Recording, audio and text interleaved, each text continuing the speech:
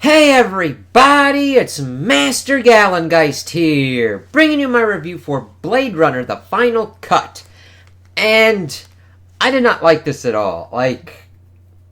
I've heard people talk about this and how great it is and how good it is, and I just didn't get that from this. Maybe it's because I've seen other things that have been inspired by Blade Runner and sci-fi works, that it's just like going back to it, you're like, oh, kind of like when people are like see things that are inspired by Seinfeld and being like, I'm not really that into it.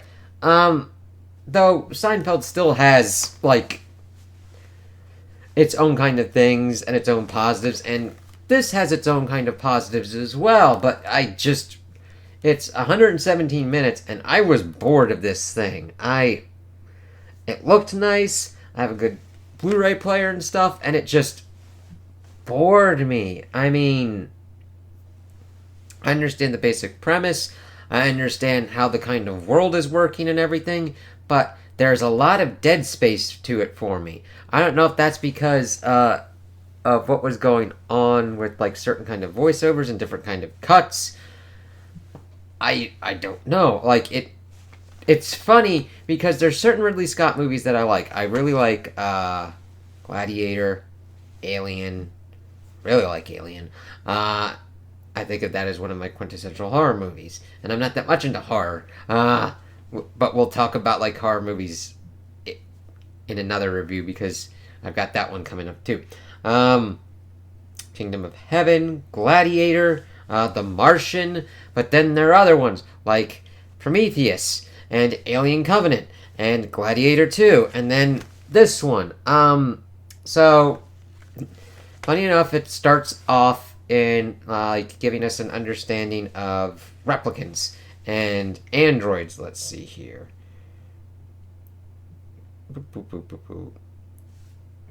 And talking about how they're tightly controlled. We've got these things called Blade Runners to retire them. We've got these Nexus 6 ones. They had tried to pretty much do a rebellion, and that's like, nah. So they made these two, created the Blade Runners to suss them out and retire them. So we start off in like November 2019 in Los Angeles, and we see it all the kind of shots and everything. We see like the ads and everything, your typical kind of cyberpunk dystopia kind of thing. And we're like, okay, cool. The thing is, it really falls into like Zack Snyder kind of shots, where it's just pretty much like getting you into the setting or whatnot. But that happens a lot where it's like, okay, we're kind of here. It's really kind of strange that I almost get, as I'm talking about this, I'm like, wow, this kind of out Zack Snyder's it when that kind of goes on with it. And the thing is, I also have like a similar kind of issue where I understand trying to set up timing in place, but sometimes you can linger too long on things, and it's just like, okay, we're padding out time here, and it feels like filler, and I'm just losing kind of interest, because we get Harrison Ford's character, Deckard, pulled back in. He's just kind of eating, and then he's pretty much arrested by Officer Gaff, who is, let's see, is the cast up or the cast down? Edward James Olmos. I know him more from like Battlestar Galactica and stuff.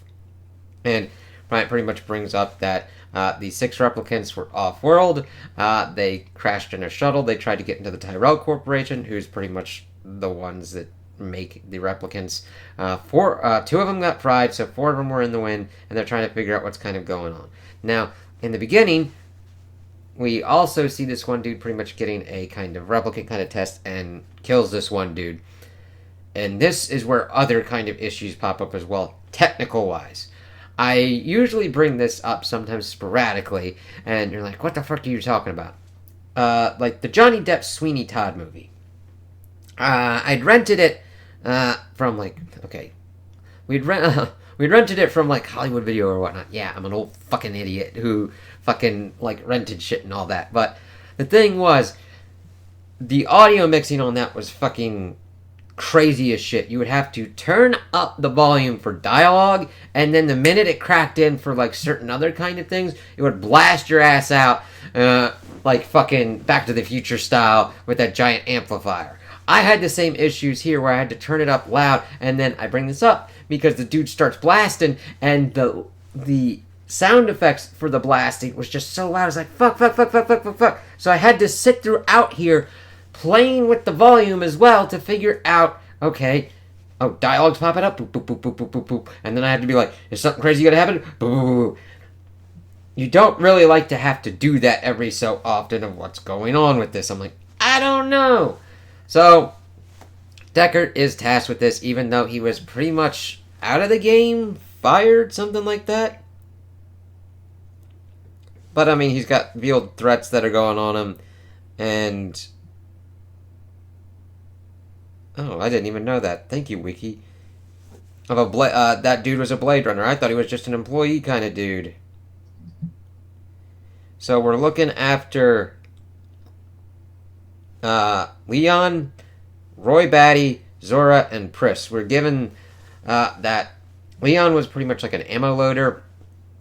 We learned throughout the movie that they have built-in 4-year lifespans, which is gnarly, and I really kind of wanted them to kind of explore that because humans have that kind of definitive kind of lifespan as well. That varies, but like I wanted that kind of explored more, and wanted the replicants to kind of learn more about that as well, and try and grapple with that. We really don't have that. We have the replicants attempting to get into the Tyrell Corporation to lengthen their lives, pretty much meet their maker and their god. They go and they find this one dude who is pretty much responsible for their eyes, and looking into this other dude who's an engineer as well, but he kind of lives alone. This is where Daryl Hannah's character kind of pops in and does that kind of bit as well. We also get that Deckard goes to pretty much Tyrell to learn what's kind of going on, finds this Rachel chick there that is a replicant, but she goes through like 100 of the questions where it's usually even earlier that Deckard's able to tell, and Tyrell's really happy. He's like, yeah, she's like fucking awesome and shit like that. It's like, alright, she doesn't even know she's a replicant herself kind of shit. Let's see.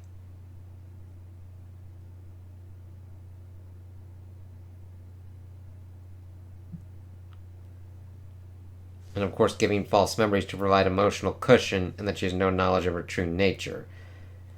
We then also, it takes a while, but we get Deckard pretty much going to this kind of going to Leon's apartment, finding some photos, then taking it back to his place and doing some of the most insane kind of, like, it's a photo, but somehow they're able to, like, do weird CSI shit of, like, this is behind and everywhere, and kind of zooms in to try and find this other kind of person, because he finds this kind of, I guess, fake snake scale. It really wasn't apparent what the fuck was kind of going on with this thing at first to me. Now, I don't need everybody spelling everything kind of out. I'm just like, alright, what the fuck's kind of going on here? Because at first I thought that person was dead, and I'm like, why is he looking for a dead body? But then we find out this, like, bar place where he also drunkenly calls Rachel to have her come down. She's like, no. What the fuck? No. And then he tries to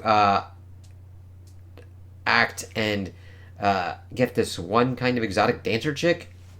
And at first I was like, what the fuck are you trying to do here? And then it's one of the replicants, and we get this long kind of chase scene where he just fucking kills her ass. I'm like, and I like it. I like the kind of question of like, have you accidentally retired a human? And it's just like, okay, no, but like he really hadn't administered the kind of test on this chick.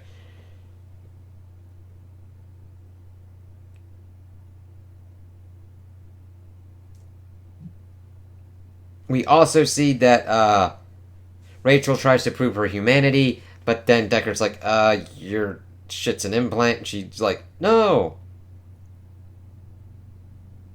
I already did that. The JF Sebastian dude.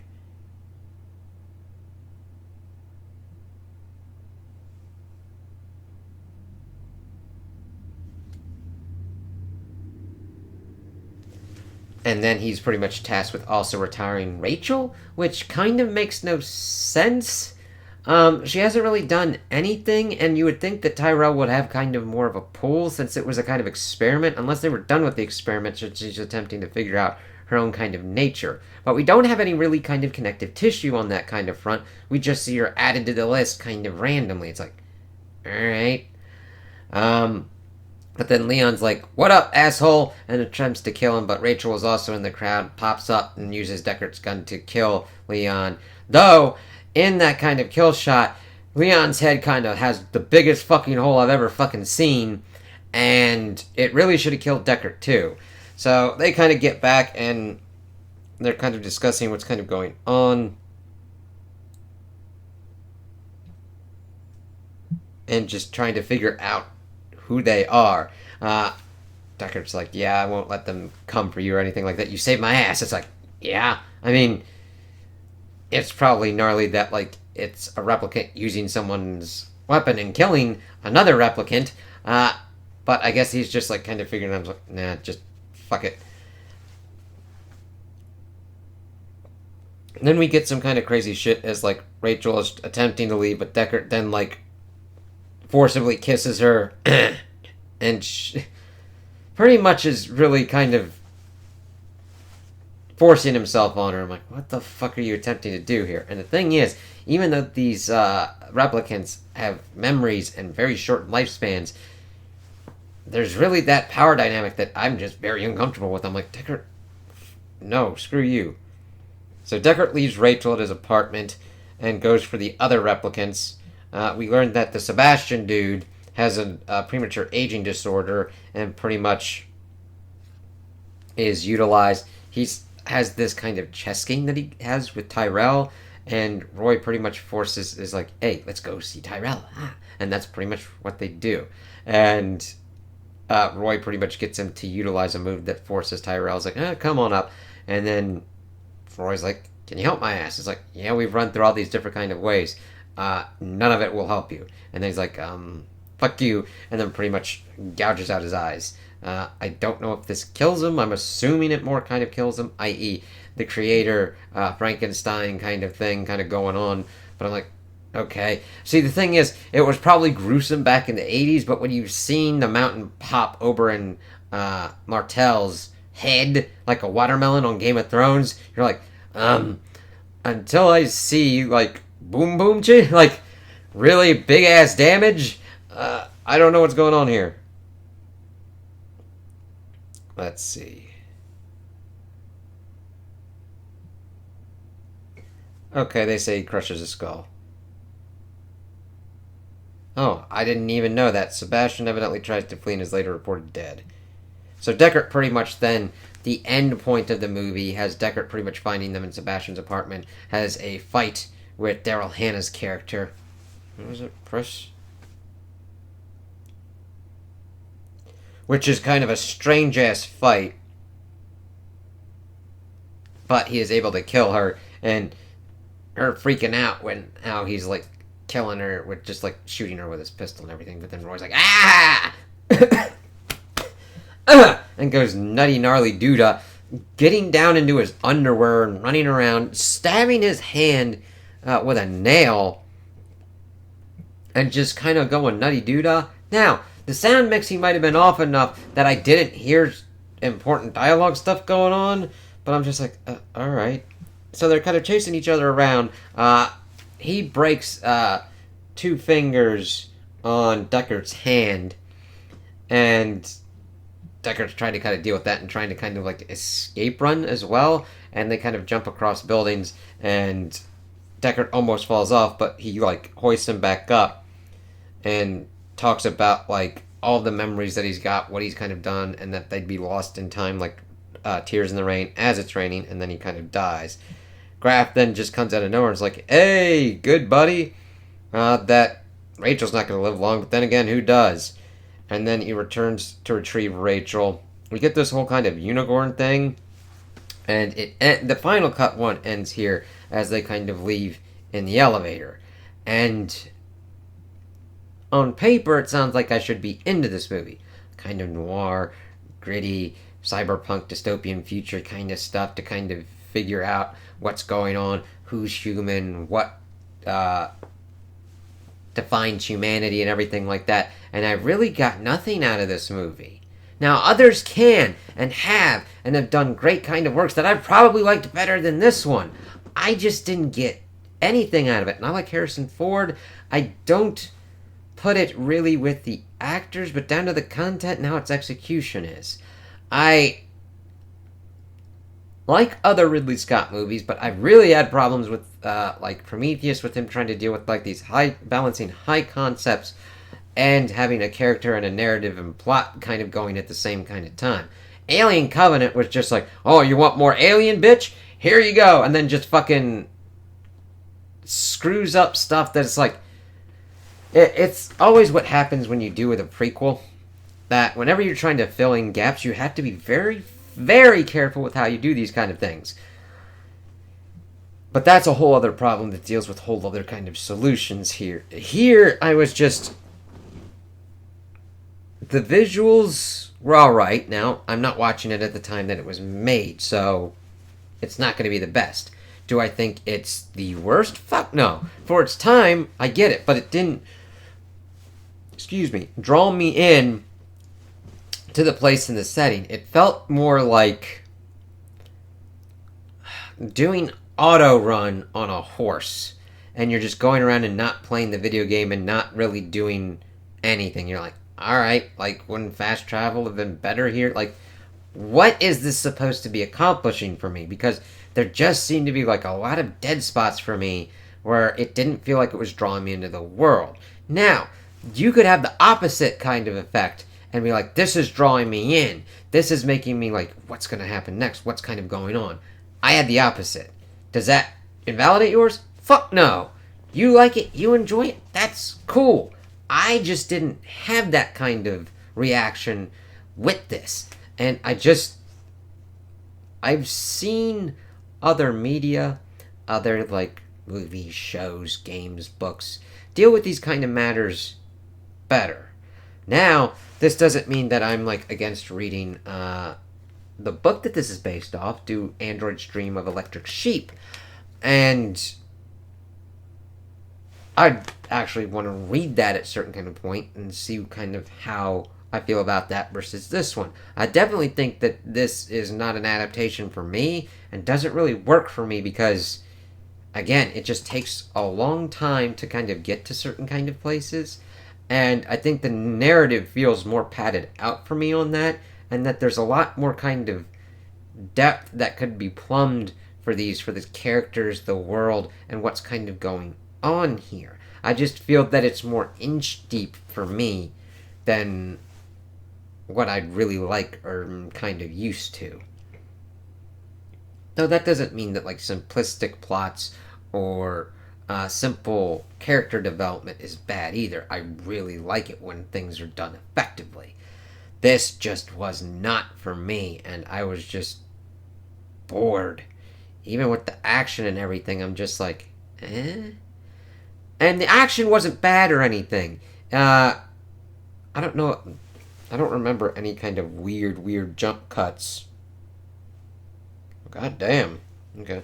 Or anything like that kind of going on in here to where I'm just like crazy or anything. I just had no attachment to the characters and what was kind of going on. It's a very strange one. But I'm glad I watched it to be like, huh, this one's not for me. So I'm not really going to be looking into like Blade Runner 2049. I'm just like, I don't. Dennis Villeneuve. He at least does some good. I think he did pretty much the best kind of job you could do on Dune. But I wasn't really that much into Dune's book anyway, so that's a kind of double whammy where I'm like, again, that one's a base of like, not really for me, but I don't think it's bad. This one just bored the shit out of me, and I just was like, okay, this one definitely isn't for me on that front. And there's like 3 different versions. There's like the theatrical, the director's cut, this final cut. So I'm just like, well, this could potentially be the cut that's worse for me, but I'm not that interested to kind of like hunt for the different kind of cuts to kind of go for it. So yeah, so those are my opinions on the movie. Tell me what you guys think in the comments below. If you liked it, if you didn't like it, if you agree with me, if you disagree with me. Also like and subscribe, and I hope you have a good day.